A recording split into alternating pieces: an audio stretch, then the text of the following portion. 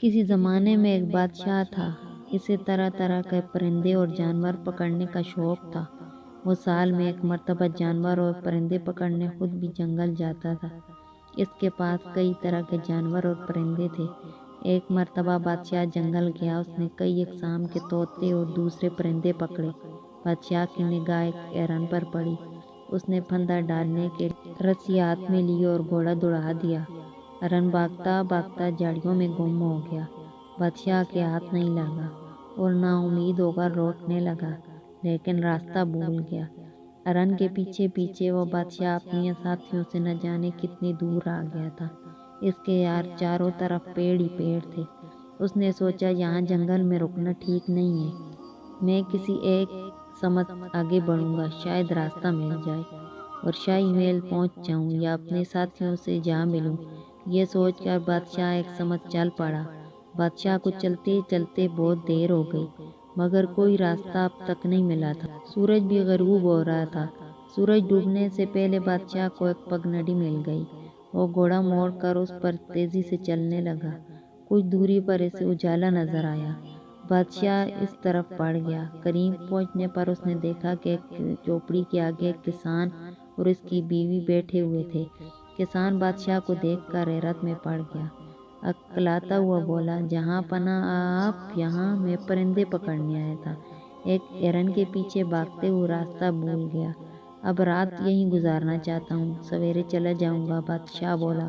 کسان بے چین ہو کر بولا، جہاں پناہ یہ سب آپ ہی کا دیا ہوا ہے، مگر آپ یہاں کیسے ٹھہریں گے؟ میرے پاس تو ایک اچھا بستر بھی نہیں ہے۔ تو کیا ہوا؟ بادشاہ نے کہا، اگر میں کسان ہوتا تو کیا شاہی محل میں کے ملائم بستروں پر سوتا؟ کسان نے بادشاہ کا گھوڑا ایک درخت سے باندھ دیا۔ اس کے آگے کھانے کو کچھ گھاس بھی ڈال دی۔ بادشاہ نے آگ سے تاپتے ہوئے کسان سے پوچھا، تمہارا نام کیا ہے؟ میرا نام امانت ہے جہاں پناہ۔ اچھا کچھ کھانے کا سامان ہو تو لے آؤ، بھوک لگ رہی ہے۔ جناب میرے پاس آپ کے کھانے کے لیے کچھ بھی نہیں ہے۔ چند سوکھی روٹیاں ہیں، وہ آپ کھا نہیں سکتے۔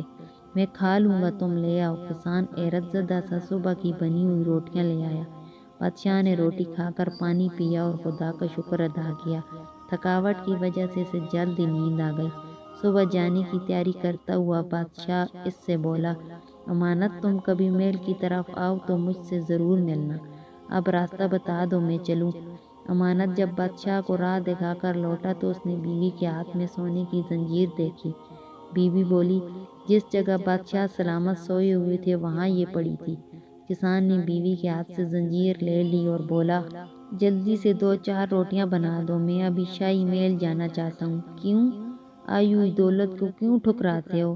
اس کی بیوی بولی، ہم نے کوئی چوری تھوڑے ہی کی ہے۔ امانت نے زنجیر کو الٹ پلٹ کر دیکھا۔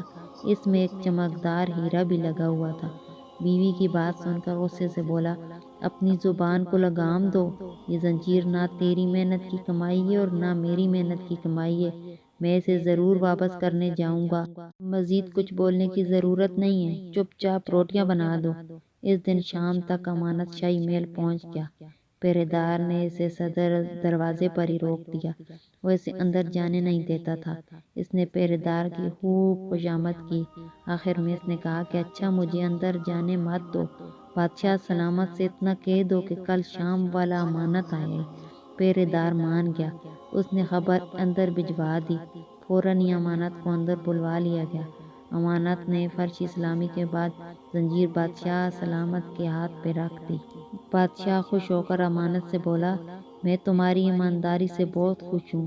یہ زنجیر میں نے جان بوجھ کر چھوڑی تھی۔ جی جناب، جان بوجھ کر؟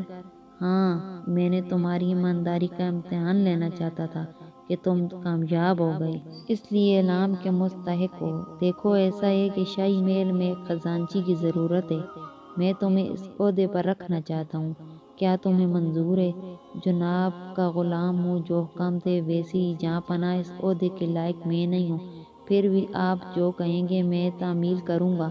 دوسرے دن امانت نے خزانچی کا عہدہ سنبھال لیا۔ کسی نے سچ ہی کہا ہے، ایمانداری کا پھل میٹھا ہوتا ہے۔